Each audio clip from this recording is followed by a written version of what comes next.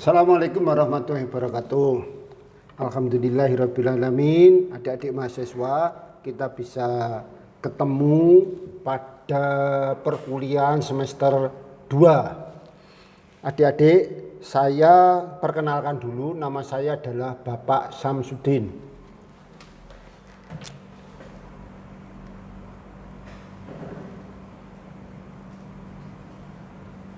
Bapak Samsudin diminta untuk mengajar statistik deskriptif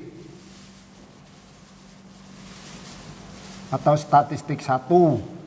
Ya, orang menyebut statistik deskriptif, yang benar adalah statistik deskriptif, bukan statistik 1. Atau pengantar statistika. Ya, itu. Buku yang saya gunakan adalah buku saya sendiri. Buku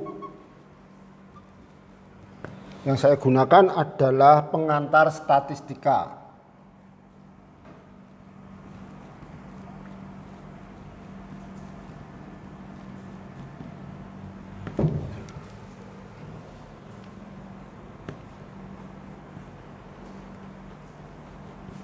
Nah, oleh saya sendiri.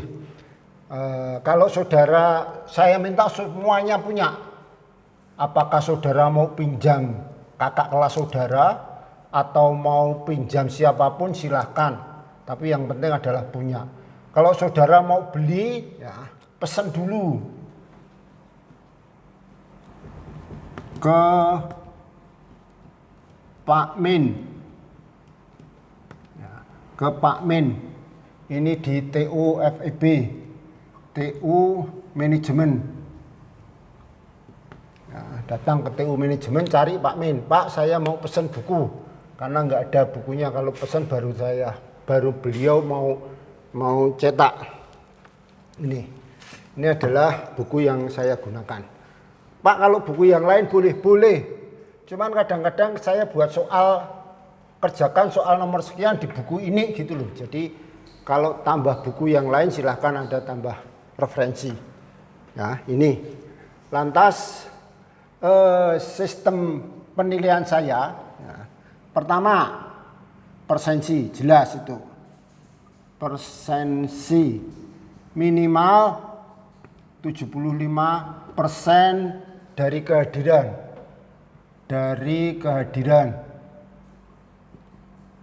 kehadiran siapa? Dosen. Kedua, tugas. Persensi ini memang hanya bobotnya 5%. Tugas. Saya akan memberikan tugas, ya, nanti dikerjakan di aplikasi kuliah ini dengan OL. Ya. Tugas, berapa bobotnya tugas itu? 15%. Lantas ketiga, UTS. UTS saya beri bobot 40%. Keempat adalah UAS, juga 40%, sehingga totalnya adalah 100%. Nah, ini semua totalnya kan 100%. Saudara bisa mengerjakan ujian dengan benar untuk UAS dan UTS, tapi tugasnya sedikit yang saudara kerjakan. Nggak mungkin Anda akan dapat A. Jadi ini konsekuensinya. Apalagi enggak persensinya hanya 75%, batas minimal itu. Terus tugasnya sedikit sekali, itu mungkin dapat AB, walaupun ini UTS dan UAS benar 100 nilainya, tapi belum tentu Anda akan dapat AB. Jadi ingat, ini adalah suatu penilaian yang komprehensif. Ya, paham ya ini nanti batasannya begitu. Pada saat kuliah saya minta saudara masuk di kelasnya sendiri-sendiri. Karena sudah saya format persensi hanya ada pada nama yang ada di kelas tersebut. Jadi kalau saudara masuk di kelas lain, maka persensi saudara akan hilang. Ya, saya ulangi bahwa ini pertemuan pertama, persensi untuk pertemuan kedua dan seterusnya harus masuk pada kelasnya masing-masing. Tuh. Selanjutnya mungkin ada mahasiswa yang ngambil dosennya Bu Mabruroh atau yang ngambil dosennya Bapak Sajiwo bisa ikut gabung. Cuman persensinya juga harus ke dosen tersebut di kelasnya masing-masing. Ya, saya ulangi ya itu tadi bahwa persensi kuliah masuk pada kelasnya yang Anda yang tertera pada kelas Anda, jangan masuk di kelas yang lain. Orang yang mau gabung untuk kuliah silahkan. Dosen yang lain mau gabung ke sini kuliah silahkan. Saya ulangi lagi, cuman persensinya ada di tempat dosen tersebut. Itu ya, terima kasih. Oke, sekarang kita menginjak masuk pada materi. Apakah statistika itu? Statistika itu adalah metodologi atau cara. Metodologi atau cara. Cara apa? Satu, cara bagaimana memperoleh data.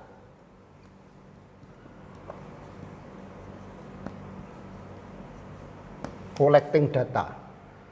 Setelah data itu didapat, langkah berikutnya adalah bagaimana data yang awut-awutan itu diolah. Jadi mengolah data. Tujuannya apa mengolah data ini? Agar data itu ditampilkan dalam bentuk yang baik. Apa maksudnya baik? Sistematikanya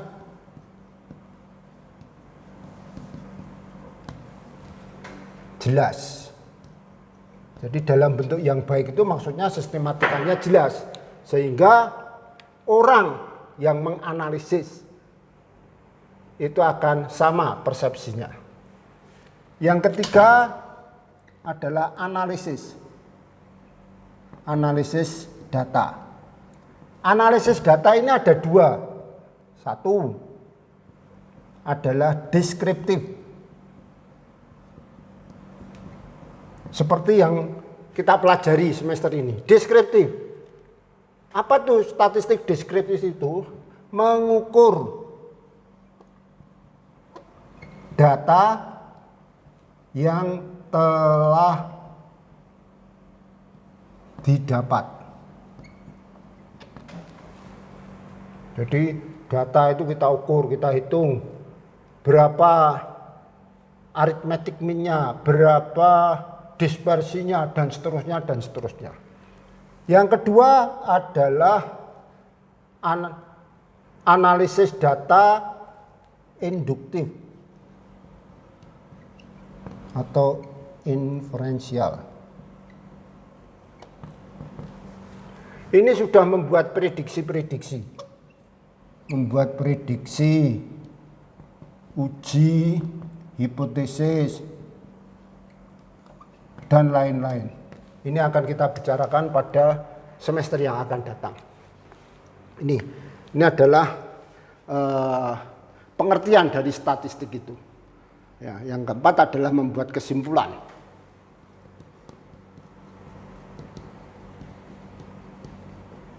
Nah, ini. Sehingga dengan demikian kunci utamanya pada statistik itu adalah data. Apa data itu? Data itu adalah informasi yang dapat dipercaya, informasi yang dapat dipercaya atau informasi yang dapat dipercaya dan didapat dari sumbernya dan didapat dari sumber.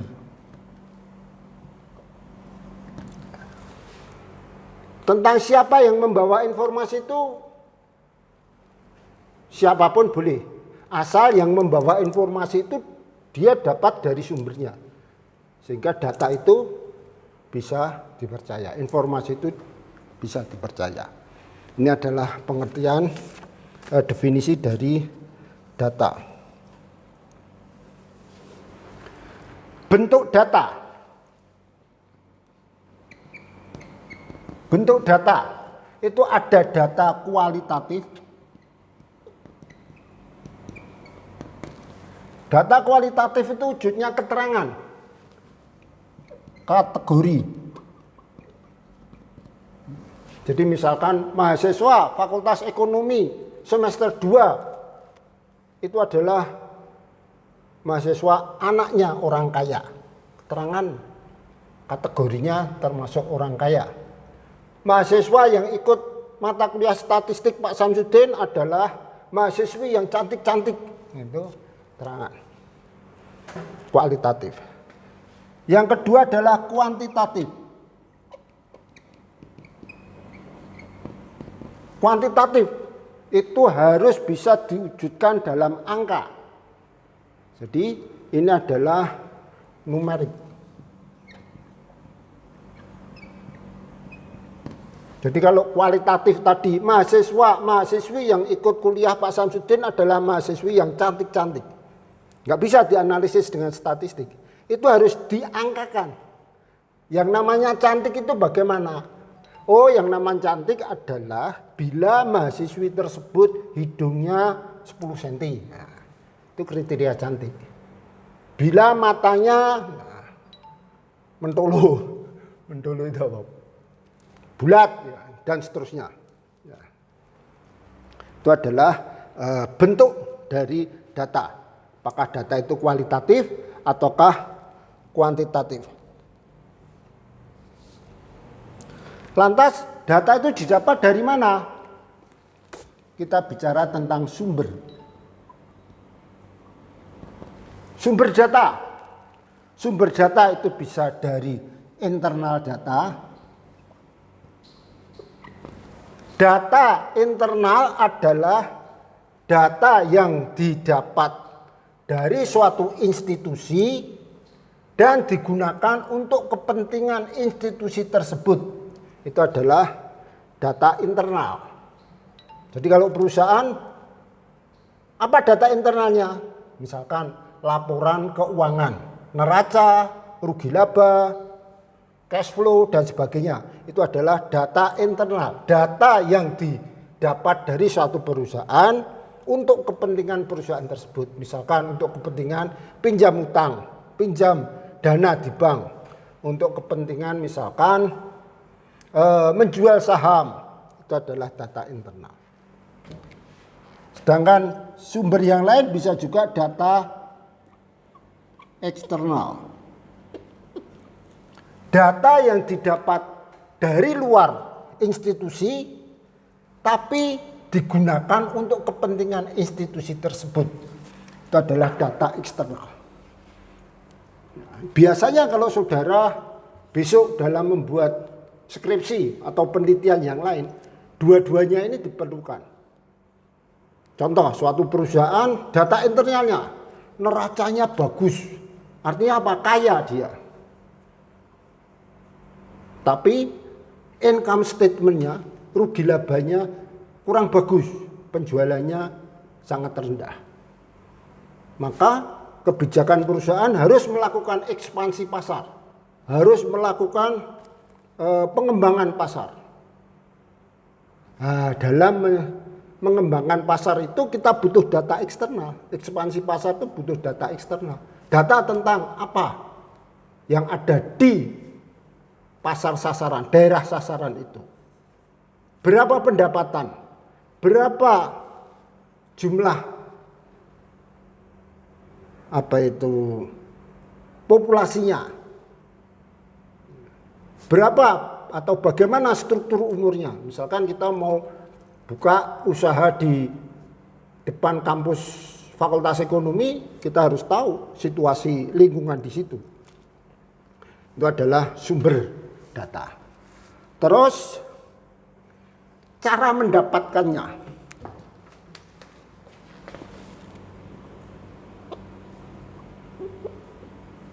Cara mendapatkan data itu bagaimana? Oh, bisa dengan cara populasi. Populasi itu biasanya diberi notasi N besar. Saya ingin meneliti tentang pendapatan mahasiswa Fakultas Ekonomi. Semua mahasiswa Fakultas Ekonomi saya tanya satu persatu. Itu namanya populasi. Populasi adalah pengamatan pada seluruh objek data. Pengamatan pada seluruh objek sasaran. Itu adalah populasi. Berikutnya adalah bisa juga populasi terlalu banyak. Oh, bisa dengan sampel. Notasinya N kecil. Sampel. Bagian dari populasi. Kalau populasi tadi, metodenya, cara mengambil data disebut dengan sensus. Sensus penduduk, semua penduduk Indonesia ditanya satu persatu. Tapi kalau sampel, metodenya adalah sampling.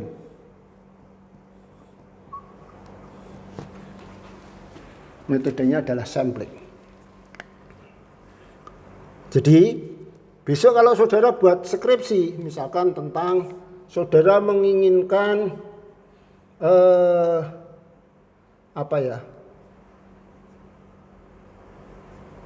tentang pemasaran biasanya itu loyalitas mahasiswi UMS dalam membeli produk kosmetik misalkan.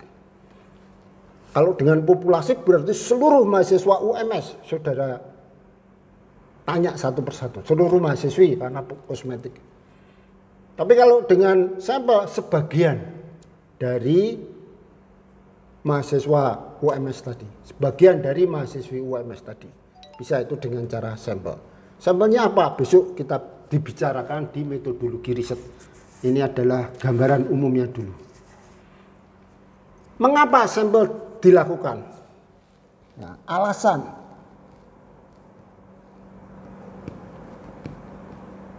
Sampel. Mengapa sampel dilakukan? Tapi sebelum kita bicara alasan sampel, apakah sampel itu boleh dilakukan dalam suatu penelitian? Boleh. Syaratnya ada, yaitu harus representatif.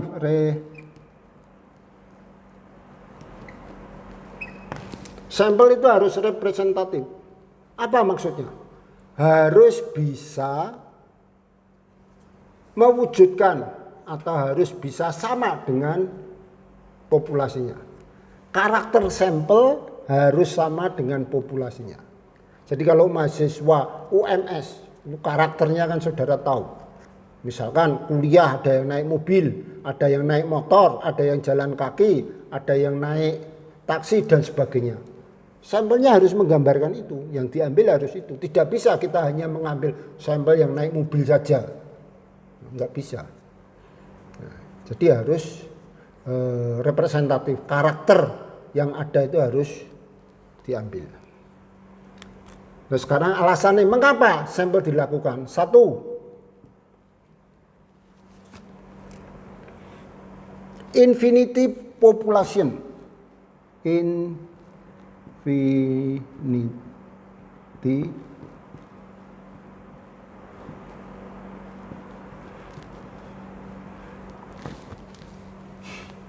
Populasinya tak terbatas. Kita tidak akan tahu. Satu contoh. Kita akan meneliti ibu rumah tangga yang kalau mencuci pakaian dengan sabun rinso, dengan menggunakan rinso, kita nggak tahu banyak sekali itu. Kita nggak tahu, maka kita bisa ambil sampel saja, nggak usah populasi, kita ambil beberapa orang dengan metode sampling yang jelas, kita akan bisa menentukan. Yang kedua adalah apa ya? Destruktif, merusak. Berapa kekuatan lampu LCD? Berapa kekuatan daya nyala lampu di rumah Anda, merek Philips? Maka itu dicoba berapa jam kekuatannya. Itu destruktif, karena kalau dibuat semua ya rusak, tidak ada yang dijual, semua mati. Seperti ibu rumah tangga maupun pembantu rumah tangga yang masak makanan. Masakan itu enak atau tidak? Pasti dengan sampel. Kalau dengan populasi ya habis. Itu destruktif, tidak ada yang nanti disajikan. Maka dengan sampel. Diincipi sedikit ya. Oh enak, sudah. Itu yang kedua. Yang ketiga adalah heterogenitas data. Datanya itu seragam. Maka nggak perlu dengan populasi. Misalkan berapa usia mahasiswa baru yang masuk di UMS. Nggak perlu semua ditanya. Kalau kita mau cari data itu. Cukup di ekonomi berapa orang, di teknik berapa orang, di FKIP berapa orang, dan seterusnya. Itu nanti usianya akan berkisar antara itu. Ini adalah kita bicara tentang tadi yang pertama, collecting data. Kita sudah selesai bicara tentang collecting data. Nah, ini pertemuan pertama, introduction kita di sini. Nanti pertemuan yang kedua, kita akan bicara tentang mengolah data. Demikian, terima kasih. Sampai jumpa pertemuan yang kedua. Assalamualaikum warahmatullahi wabarakatuh.